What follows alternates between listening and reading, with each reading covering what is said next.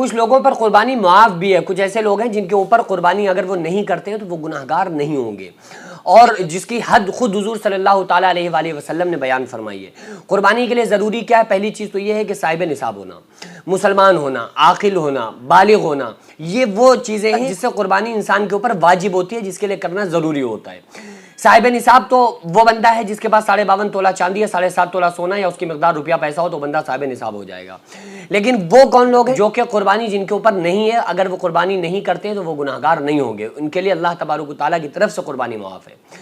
पहला तो ये है कि अगर कोई बंदा मुसाफिर है तो उसके ऊपर कुर्बानी नहीं है, लेकिन वो मुसाफिरत वहाँ की नहीं होना चाहिए, हज बैतुल्लाह वाली नहीं होना चाहिए। वहाँ तो ज़रूरी है कि कुर्बानी करे, वहाँ भी करे, अपने घर में भी करे। यानी अगर कोई बंदा हज करने गया हुआ है तो वो वहाँ भी कुर्बानी करेगा, अपने घर में भी करेगा, उसके ऊपर दो कुर्बानी है। तो बहरहाल ये है कि पहली चीज़, जो बंदा मुसाफिरत में हो तो उसके ऊपर कुर्बानी नहीं है। अगर कोई इंसान दीवाना मजनू है तो उसके ऊपर कुर्बानी नहीं है। इसी तरह से अगर कोई बंदा साहिब निसाब नहीं है, उसके पास इतना रुपया पैसा नहीं है तो उसके ऊपर कुर्बानी नहीं है। और ऐसा भी अगर कोई बंदा है कि जिसके पास रहन सहन के लिए मकान है और ज़रूरी चीज़ें हैं तो वो साहिब निसाब नहीं होगा। ज़रूरत से ज़ायद 52.5 तोला चांदी या 7.5 तोला सोना या उसकी मिकदार रुपया पैसा होने से इंसान साहिब निसाब बनता है। इसका मसला ज़कात की तरह बिल्कुल नहीं है। ज़कात में यह है कि जब माल के ऊपर 1 साल गुजर जाए तो उस ज़कात इंसान के ऊपर फ़र्ज होती है। कुर्बानी के लिए यह शर्त नहीं है। कुर्बानी में यह है कि आपके पास 52.5 तोला चांदी या 7.5 तोला सोना या उसकी मिकदार रुपया पैसा है और जिस वक्त आप कुर्बानी करा रहे हैं उस टाइम में है तो फिर आप साहिब निसाब हैं, तो फिर आप कुर्बानी करें।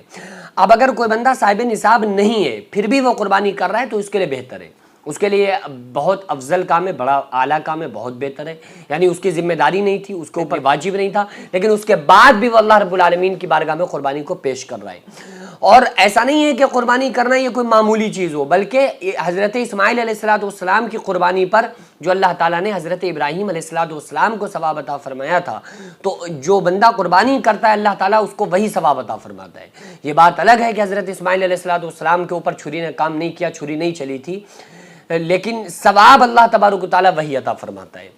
और ये जो कुर्बानी आती है ना, ये सदक़ात में आती है, सदक़ात में। और कुर्बानी से बड़ा कोई और सदका नहीं है, इससे बड़ा कोई सदका नहीं कि इंसान अल्लाह की बारगाह में खून बहाए। अल्लाह के रसूल सल्लल्लाहु अलैहि वसल्लम ने इरशाद फरमाया, अल्लाह तबारक व तआला को 2 कतरे बहुत ज़्यादा पसंद हैं। एक वो कतरा जो अल्लाह के रास्ते में खून का बह जाए, खून का निकल जाए। दूसरा वो कतरा जो अल्लाह के खौफ में आंख से आंसू निकल आए, वो आंसू अल्लाह तबारक व तआला को बहुत पसंद है। या कोई वो बंदा जो मजनू हो, दीवाना है, पागल है, उसके ऊपर भी कुर्बानी नहीं है, क्योंकि उसे पता ही नहीं है कि हमें कुर्बानी करना भी है या कुर्बानी कोई चीज़ होती है, कि उसके ऊपर तो शरीयत ही लागू नहीं होगी ना। जाहिर सी बात है यार, जब उसको पता ही नहीं है, उसको पता ही नहीं है कि हम हैं कौन, इस्लाम क्या है, मुसलमान किसे कहते हैं, या शरीयत क्या है, क्योंकि वो तो दीवाना है, कोई बंदा पागल है, मजनू है, उसके पास है ही नहीं अक्ल, तो जाहिर है कि उसके ऊपर शरीयत का कोई कानून उसके ऊपर नाफिज नहीं होगा। अब अगर कोई इंसान साहिब निसाब होने के बावजूद कुर्बानी नहीं करता है तो वो उसका शुमार किन में से होगा? जाहिर सी बात है कि जिन लोगों पर कुर्बानी नहीं है उनमें से होगा। यानी कि या तो वो इंसान, उसके पास अक्ल नहीं है, या तो वो अक्ल से इंसान बिल्कुल मोहताज है, या फिर वो इंसान खुद में इस बात को तस्लीम कर ले कि हाँ, अगर हम कुर्बानी का पैसा हमारे पास है, हम साहिब निसाब हैं, हम साहिब इस्तिताअत हैं, उसके बाद भी हम कुर्बानी नहीं कर रहे, तो फिर हमारा शुमार किन लोगों में से होगा? इसलिए खुदारा ऐसा जुल्म हरगिज़ ना करें। अगर अल्लाह तबारक व तआला ने आपको वसअत दी है तो आप कुर्बानी ज़रूर करिए। कुर्बानी अल्लाह के रसूल सल्लल्लाहु ताला अलैहि वसल्लम की पसंदीदा सुन्नतों में से है।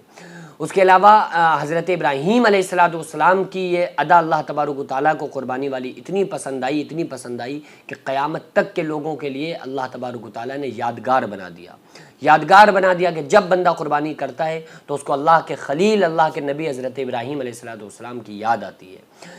और इस काम को हमारे आका अलैहिस्सलाम ने बड़ा पसंद फरमाया।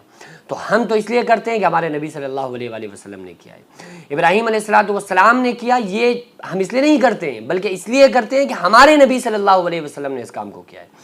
हमारे नबी ने जिन कामों को पसंद कर लिया, खुद किया, उम्मत को बताया, बस वो हमारे लिए ज़रूरी हो गया, वही हमारे लिए ज़रूरी है। 10 सुन्नतें जो इब्राहीम अलैहिस्सलाम की थी, आका अलैहिस्सलाम ने पसंद फरमाई, हमारे लिए भी सुन्नत बन गया। तो हम जो काम कर रहे हैं, हम कुर्बानी कर रहे हैं, वो इसलिए कर रहे हैं कि हमारे नबी सल्लल्लाहु अलैहि वसल्लम ने की है। और अल्लाह ताला फरमाता है वमन युतिइल्लाह व रसूलहु फ़क़द फ़ाज़ फ़ौज़न अज़ीमा, जिसने अल्लाह और उसके रसूल सल्लल्लाहु अलैहि वसल्लम की फरमाबरदारी की वो कामयाब हुआ।